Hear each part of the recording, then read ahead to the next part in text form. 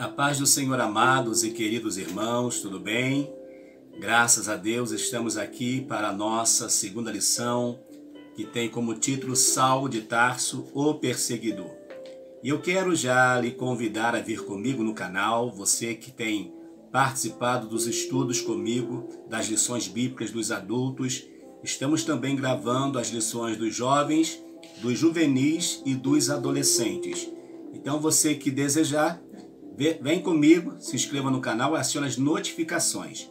Semana passada, na nossa primeira lição, nós falamos sobre o mundo do apóstolo Paulo. Nós vimos que ele era judeu da tribo de Benjamim. E ele vai dizer que ele foi circuncidado ao 8º dia. E na lição de hoje nós falaremos sobre Saulo de Tarso, o perseguidor. O texto áureo vai dizer assim: E Saulo, respirando ainda ameaças e mortes contra os discípulos do Senhor, dirigiu-se ao sumo sacerdote. Atos capítulo 9, versículo 1. Paulo, ele vai fazer de tudo dentro da sua religião, que ele era fariseu. Ele vai então buscar, de uma forma muito veemente, perseguir os cristãos, lançar os cristãos na cadeia, e alguns deles até seriam levados à morte. Mas graças a Deus que esse grande homem de Deus, ele se converte, e ao se converter, vai fazer toda a diferença no meio do povo de Deus. A verdade prática diz que a igreja é uma instituição divina que perdurará na terra até o arrebatamento, pois do contrário já tinha acabado ao longo da história. Por que será que ela teria acabado ao longo da história? Porque a igreja do Senhor, ela não tem um dono. Ela não tem um dono. Quem comanda esta igreja é o Senhor. Então o Senhor é o dono da igreja. Por mais que se levantem pessoas contra a igreja, ela vai permanecer, porque quem cuida dela é o Senhor. Quantas guerras, quantas perseguições de tribunos, reis, de lideranças políticas têm perseguido a igreja, e ela tem continuado. E ela continua mesmo. Por quê? Porque ela não nasceu da vontade humana, ela nasceu da vontade do Senhor nosso Deus. A leitura bíblica em classe está em Atos capítulo 8, dos versos 1 a 2, depois capítulo 22, 4 e 5 e capítulo 26, versículos 9 a 11. Diz assim o texto bíblico: E também Saulo consentiu na morte dele. Aqui entre os colchetes está Estevão. E fez-se naquele dia uma grande perseguição contra a igreja que estava em Jerusalém, e todos foram dispersos pelas terras da Judéia e da Samaria, exceto os apóstolos. Houve uma perseguição, os crentes são espalhados, mas os apóstolos continuam em Jerusalém. E os varões piedosos foram enterrar Estevão e fizeram sobre ele grande pranto. E Saulo assolava a igreja, entrando pelas casas, arrastando homens e mulheres, os encerrava na prisão. Persegui este caminho até a morte, prendendo e metendo em prisões tanto homens como mulheres, como também o sumo sacerdote me é testemunha, e todo o conselho dos anciãos, e recebendo destes cartas para os irmãos, fui a Damasco para trazer manietados para Jerusalém aqueles que ali estavam, a fim de que fossem castigados. Bem tinha eu imaginado que contra o nome de Jesus o Nazareno devia eu praticar muitos atos, o que também fiz em Jerusalém, e havendo recebido o poder dos principais dos sacerdotes, encerrei muitos dos santos nas prisões, e quando os matavam, eu dava o meu voto contra eles. Versículo 11 para concluir. E castigando-o muitas vezes por todas as sinagogas, os obriguei a blasfemar e, enfurecido demasiadamente contra eles, até nas cidades estranhas os persegui. Então Paulo, ele foi um grande perseguidor da igreja. No início, no nascedouro da igreja, após a ascensão de Cristo, quando o evangelho começa a crescer, Então Paulo vai ser aquele que vai ter autorização dos sacerdotes para quê? Para perseguir o povo de Deus. Só que mal sabia ele que ele iria cair exatamente nas mãos do Senhor nosso Cristo. O objetivo geral diz conscientizar a respeito do problema da perseguição aos cristãos no mundo. Os objetivos específicos diz que elencar as características persecutórias de Saulo, expor a respeito da perseguição contra a igreja em Atos e esclarecer a respeito de um sistema contra a igreja. Há um sistema contra a igreja, mas a igreja em tudo ela é mais do que vencedora em Cristo Jesus. Eu lhe convido a vir comigo nessa lição, é muito rápido e você vai ser a conta de a gente entrar com a vinheta e você aproveita aí, se inscreva no canal e acione as notificações, tá bom? Deus te abençoe.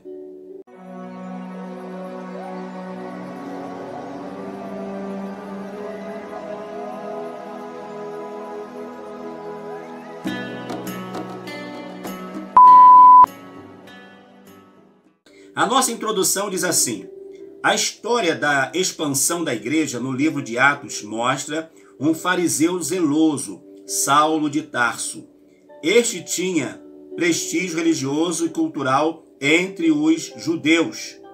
Por isso, ele ganhou carta branca das autoridades religiosas para perseguir os seguidores de Jesus e assim tornar-se um implacável perseguidor da igreja de Cristo do primeiro século.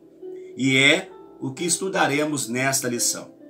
Veremos o quanto Paulo perseguiu a igreja, mas também na sua trajetória nós vamos ver o preço que ele pagou por isso, por ter perseguido a igreja.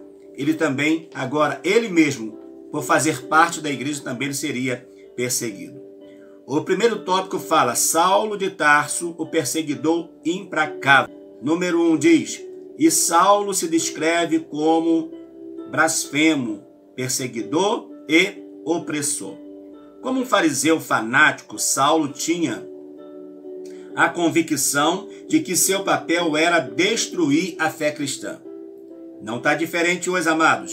Tem muita gente querendo destruir a fé cristã, mas não vai, porque a nossa fé está depositada em Cristo, matando e prendendo os seguidores de Jesus. Sua postura arrogante o fazia ser truculento, áspero, bravo, usando grande violência contra as pessoas simples.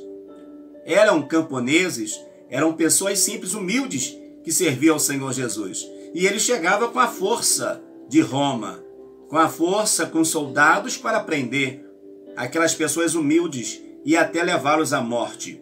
Homens e mulheres sem qualquer compaixão. Ele acreditava piamente que com esse comportamento estava agradando a Deus, apoiando a casta sacerdotal que odiava o nome de Jesus. Por quê? Porque eles odiavam o nome de Jesus. Porque Jesus veio para tirar deles a facilidade que eles viviam. Eles viviam, eram sacerdotes, mas queriam viver no ouro, na riqueza. Não estava preocupado com o bem-estar espiritual do povo. Não estavam preocupados. Essa é a verdade. E por isso, então, eles vão ter ódio do Senhor Jesus e, consequentemente, vão ter ódio também dos discípulos do nosso Senhor e Salvador Jesus Cristo. Por causa da sua truculência, os seguidores de Jesus tiveram que fugir para outras cidades. O perseguidor respirava ameaças e morte contra os discípulos de Jesus. Tá? É o nosso texto áureo que nós lemos. Por isso, não via problema em prender, arrastar preso para Jerusalém os que professavam o nome do Nazareno. O nome do Senhor Jesus incomodava os sacerdotes, incomodava as autoridades, os religiosos da época, todos eram incomodados pelo nome do Senhor Jesus, inclusive Saulo. E aqui diz então que quando ele perseguia, ele achava que estava fazendo algum bem para o Senhor, mas não, ele era trazendo a maldade, a crueldade contra um povo simples que só queria adorar ao Senhor Jesus. O segundo subtópico fala: as ameaças de Saulo de Tarso. A expressão respirando ameaças e morte descreve Saulo de maneira figurada como uma fera selvagem que ameaça sua presa. No texto de Atos 9:21, perseguidor era visto como um exterminador, pois conduziu os cristãos às prisões, além de permitir que fossem açoitados. Ele não poupava ninguém que seguisse a doutrina de Cristo. Não poupava nem homens, nem mulheres, não poupava ninguém. Não, ele era, de fato, alguém que era truculento, era ríspido e estava consentindo que aqueles irmãos fossem brutalmente, vamos dizer assim, açoitados, espancados, e com certeza muitos iam à morte por causa disso. Nós temos o nome Estevão escrito na Bíblia porque Estevão foi um diácono da igreja, mas tantos outros pagaram também da mesma forma, eram levados para as prisões por alguém que era muito difícil. Como nós lemos, alguém que era orgulhoso, era arrogante, fazia, na verdade, os que os religiosos da época de Jesus faziam. Eles eram assim também. Eram zelosos por um lado, mas por outro lado, não exercia a prática maior que a prática do amor. O 3 diz: porque Saulo perseguiu os cristãos? Os motivos que levaram Saulo a se tornar um perseguidor inclemente contra os seguidores de Cristo eram o zelo destrutivo pela Torá e o suposto fato religioso de que esse Jesus talvez fosse um blasfemo. Ou seja, eles não acreditavam em Jesus devido até à mentira que, na época, o conselho pagou para que aqueles soldados mentissem, de que os discípulos de Jesus haviam levado o seu corpo. Então, Paulo ele vai ter na sua mente que Jesus era um blasfemo. E todos que seguiam a ele, consequentemente, eram blasfemo. E teria que pagar a conta. Pagar a conta como? Com o seu próprio corpo. Iria apanhar, sofrer açoites. Por quê? Porque simplesmente não queria servir, ou simplesmente queria servir ao Senhor e não queria servir a religião da época. Porque a religião da época era mecânica. A religião da época tinha a lei que é o Torá, né, os primeiros 5 livros do Antigo Testamento. Gênesis, Êxodo, Levítico, Números e Deuteronômio. Então ele vai ser zeloso ao extremo. E quando ele faz isso, ele pensa que está fazendo um serviço para Deus, mas não estava. Ele estava, infelizmente, ele estava agindo de forma a trazer um prejuízo para os nossos queridos irmãos. A síntese desse tópico vai dizer assim: Saulo ameaçava a igreja não por acaso. Ele se descreve como um blasfemo, perseguidor e opressor. Era assim que ele prosseguia. Por isso, nosso Senhor não passava de um blasfemo para ele. Ele pensava que ele era um blasfemo. Mais tarde, por ocasião de sua conversão, ele descreve que Cristo assumiu a maldição da lei. Como? Por que a maldição da lei? Porque quem morria na cruz era considerado maldito. Era assim, um feito terrível para aqueles que morriam na cruz. O segundo tópico diz: a perseguição contra a igreja de Cristo. Primeiro, contra os seguidores de Jesus. A perseguição de Saulo contra Jesus era uma perseguição contra a igreja, o corpo de Cristo, uma instituição divina, ao passo que ele respirava ameaças e morte. Contra os perseguidores de Cristo, sua intenção era acabar de vez com a igreja. Já tentaram acabar com a igreja. Saulo não foi o primeiro e não seria o último, porque até hoje estão tentando acabar com a igreja, fechar a boca da igreja, mas quem é o dono da igreja é o Senhor Jesus. Saulo, ele atingiu as pessoas que representavam a Cristo, dentre as quais havia um homem arguto, defensor do nome de Jesus e cheio do Espírito Santo, cujo nome era Estevão. Estevão foi um homem forte. Estevão foi um homem, assim que eu posso dizer para os irmãos, um homem que não limitou a sua palavra, não limitou a sua fala, não. Ele falou profundamente, ele quando faz o seu discurso, ele usa também a narrativa da história bíblica e também ele vai falar a respeito desse Cristo. E isso que fizeram com que eles ficassem ainda mais possessos, cheios de ira e raiva contra esse grande homem de Deus que foi Estevão. Só que tudo que está acontecendo ali vai servir mais tarde para que Paulo pudesse dar um testemunho maravilhoso. Número 2, Saulo de Tarso e Estevão. Se por um lado Saulo era um erudito que chamava atenção devido à sua cultura judaica, greco-romana, e a autoridade na Torá, Estevão era um erudito do judaísmo, com uma grande capacidade do Espírito Santo para confrontar ideias contrárias aos ensinos de Jesus. É assim mesmo, amados. Eu e você precisamos ter uma mente de Cristo cheias do Espírito Santo para nós confrontarmos também os ensinamentos que têm surgido por aí. O Senhor te levantou como um apologeta nesses últimos dias. Você que estuda a palavra, você que busca aprender a palavra no seminário ou não, Deus está te chamando para ser um defensor do Evangelho. Embora quem defende o Evangelho, quem cuida da igreja é Cristo, mas ele levanta homens na terra para fazer a diferença. Como ele levantou Estevão. E querendo eles ou não, o discurso de Estevão está na Bíblia. E serve para nós como referência de como importante foi o ministério daquele diácono. O primeiro mártir da igreja era um homem cheio do Espírito Santo, conhecedor profundo da história de seu povo e da teologia judaica. Por isso, quando apontava para Jesus como o clímax da revelação redentora para o mundo, o fazia com autoridade. Irmão, não tem jeito.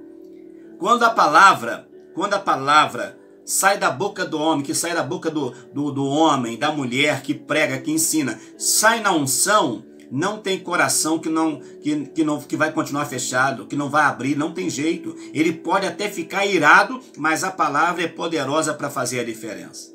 Então Estevão vai chamar para ele essa responsabilidade. O discurso inflamado de Saulo é respaldado pelos oponentes dos seguidores de Jesus. Deparou-se com outro discurso, mas este proveniente de sabedoria do Espírito. Paulo era um grande fariseu e Estevão era um grande cristão, um grande servo do Senhor nosso Deus. Mas se por um lado eles mataram Estevão, por outro lado eles potenciaram o quê? A mensagem do Evangelho. Eles vão trazer dar uma força, vamos dizer assim, um poder a mais com esse discurso de Estevão para que a igreja pudesse seguir na sua caminhada inabalável. Uma tolerância religiosa e política contra a igreja atual. A igreja atual continua a despertar fúrias de certas autoridades políticas e religiosas que não aceitam a mensagem de liberdade e vida que o Evangelho proporciona. Nossos irmãos que servem a Deus em países políticos e religiosamente fechados para o Evangelho continuam a pagar com a própria vida a fidelidade à mensagem de Cristo. Oremos pela igreja perseguida. Há a igreja perseguida na janela 10 por 40. Os irmãos ali pagam um preço alto. Muitos, às vezes até com a sua própria vida, para que a mensagem do Evangelho consiga alcançar mais alguém. Então, amados, há o perseguidor, mas há aquele que mantém a igreja de pé. A síntese desse tópico diz assim: a perseguição de Saulo contra Jesus era uma perseguição contra a igreja de Cristo. Saulo, quando perseguia a igreja, perseguia Cristo. E quando perseguia o nome de Cristo, perseguia a igreja. Não tem como dissociar, ou seja, separar Cristo da igreja e a igreja de Cristo. Se separar Cristo da igreja, Cristo sempre vivo, poderoso. E a igreja morre. Só isso. Então, não tem como dissociar Cristo da igreja. Quem vê um, vê o outro. Por isso a igreja precisa refletir a imagem de Cristo. O terceiro tópico diz assim: quando um sistema se volta contra a igreja, como era a perseguição contra os primeiros discípulos? Saulo de Tarso liderou uma perseguição contínua e violenta. Ele prendia os primeiros cristãos, mandava açoitá-lo e não havia escrúpulos mesmo com mulheres e crianças. Não perdoava ninguém, irmãos. Não perdoava. Era assim, de fato, era a lei sendo aplicada, mas no molde deles. Uma lei, eu até diria, uma lei injusta, que com certeza separava pai da mãe e os filhos. Muitas crueldades aconteceram nessa época. Muitas coisas terríveis aconteceram quando Paulo ainda não tinha convertido. Muitas coisas difíceis mesmo. Só Jesus para ajudar a igreja. Saulo, ele entendia que praticar essas barbáries, né, esses atos cruéis contra a igreja, ele estava fazendo o quê? Ele estava querendo livrar os judeus dos hereges. Ele achava que fazendo isso, ele estava defendendo a fé judaica, mas não. Ele estava perseguindo aquele que é o exemplo maior, que é o nosso Senhor Jesus. Expulsar-vos-ão das sinagogas, vem mesmo a hora em que qualquer que vos matar cuidará fazer um serviço a Deus. Nós queremos o céu, mas não queremos morrer, essa é a verdade. Nós queremos o céu, mas se o preço que tiver a ser pago for grande, nós vamos dizer para o Senhor: Senhor, espera só mais um pouquinho, faz isso agora não, ou se não, arrebata antes a igreja para que eu não passe por nenhuma dificuldade. Queridos, eu sei que o Senhor nos conhece e nós precisamos estar atentos quanto a isso. Que o Senhor nos guarde, que o Senhor nos ajude. 2. Perseguição, tortura e método. Parece exagero afirmar que Saulo de Tarso torturava os primeiros cristãos, mas é o que ele mesmo declara em seu testemunho pós-convertido. Além de castigá-los fisicamente, ele empregava a tortura psicológica para induzi-los a blasfemarem.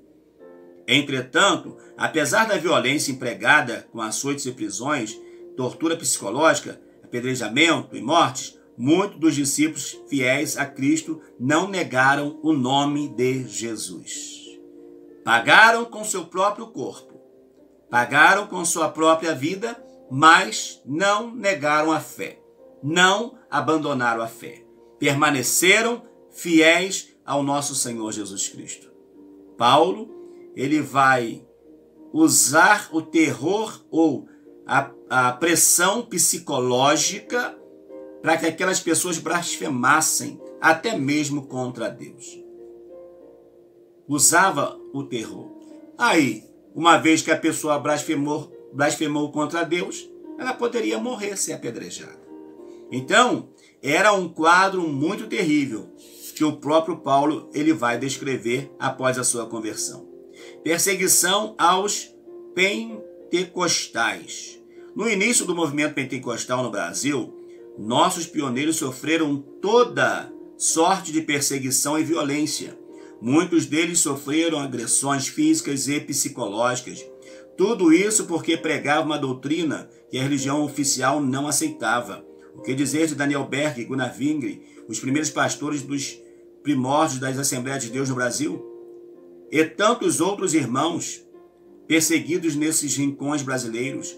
Ao olhar para o passado, devemos enxergar o presente e conscientizar-se de que a obra pentecostal custou alto preço, por isso que ela não pode parar. Os irmãos pagaram um preço muito grande para nós, irmãos, deixarmos de barato. Não, vamos continuar evangelizando. Eu lembrei aqui a nossa igreja aqui em Teresópolis, onde eu resido, e tenho como presidente hoje o pastor Israel do Couto. É uma igreja Esse mês de outubro vai completar 85 anos. O pastor, até então, era o pastor Joaquim, o pai do pastor Jael. Mas eu ouvi uma história sobre o início da nossa igreja aqui na cidade, que eles falavam que os crentes tinha hora que quando começavam a orar, falar com Deus, né? Os crentes andavam até na parede da igreja. Aí começou a despertar a curiosidade das pessoas para irem ver se isso era verdade. Só que quando chegaram lá, eles se deparavam com homens e mulheres que só tinha na época, não tinha o recurso que tem hoje. E no início, o chão ainda era empoeirado. Então o que se fazia? Eles só observavam uma rodinha de sujeira no joelho. Então eles viram que aquilo tudo que falava era mentira. Mas infelizmente, amados, quantas pessoas não foram enganadas? Quantas pessoas que não olharam para nós e falaram que nós éramos fanáticos ou queríamos ser crentes mais do que os demais, mas isso aí é uma perseguição. Lá vai os crentes da breia. É assim. Tá aí os bíblias, os barulhentos. Infelizmente, a perseguição, ela existe. A perseguição, ela está aí até hoje. No nosso país, pode não ser uma perseguição velada, mas há uma perseguição nas camadas da sociedade contra a igreja. Só que, graças a Deus, nós contamos aí com milhões. A Assembleia de Deus no Brasil conta com milhões de seguidores. Graças a Deus por isso, né? Somos milhões de seguidores. E isso não nos faz melhor, mas também não podemos aceitar se alguém falar que nós somos pior. Não, nós somos a igreja do Senhor Jesus. Se os fariseus eram bons, tinha um zelo pela lei, pela Torá, tudo bem, mas isso não lhe dava autoridade de os fariseus, os religiosos, perseguir os cristãos para matarem. Não, não. Só que teve uma coisa que aconteceu. Quantos mais cristãos no início foram mortos, parece-nos que o sangue desses cristãos se transformou em uma grande sementeira. E o Evangelho, desde que o nosso Espírito Santo desceu lá em Jerusalém, no dia de Pentecostes, a igreja nunca mais parou. E a igreja que trabalha hoje, a igreja de hoje, tá? De hoje, ela só vai parar quando chegar o arrebatamento. Depois do arrebatamento, vamos ver. O Senhor sabe o que vai acontecer. Nós também saberemos o que vai acontecer. Porque depois do arrebatamento, a gente vai com Jesus. Jesus arrebata, a gente vai com ele. Mas depois de 7 anos, a gente volta com ele novamente. Aí nós vamos ver como estão as igrejas aí. Se vai ter sobrado alguma coisa. Mas hoje é o dia da igreja. É o tempo da igreja na terra. Que Deus nos abençoe. Concluindo, se a igreja fosse uma mera organização humana, já teria acabado. Mas ela é uma instituição divina, edificada pelo próprio Cristo, e por isso a igreja subsiste ao longo dos séculos e continuará a subsistir até a vinda gloriosa de Jesus, para arrebatá-la. Jesus vai voltar. para arrebatar a igreja. E a igreja tem um dono. Quem é o dono dessa igreja? Jesus. Que o Senhor nos abençoe, amados.